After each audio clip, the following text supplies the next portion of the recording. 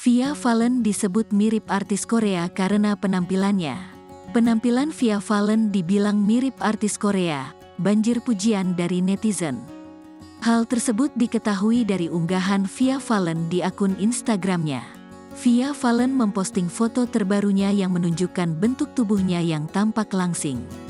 Usai menikah, kini Via Valen memposting foto terbarunya bak artis Korea. Bahkan tak sedikit yang mengatakan wajah Via Valen sekilas mirip dengan Natasha Wilona. Postingan yang diunggah Via Valen pada Rabu, tanggal 5 April tahun 2023, memperlihatkan potretnya mengenakan pakaian sederhana. Di situ, ia hanya memakai kaos berwarna biru dongker dengan rambutnya yang terurai. Penampilannya itu pun nampak sekali wajahnya terbilang seperti remaja. "Selamat sahur semua," tulis Via Valen. Tentunya, postingan tersebut langsung dibanjiri komentar netizen.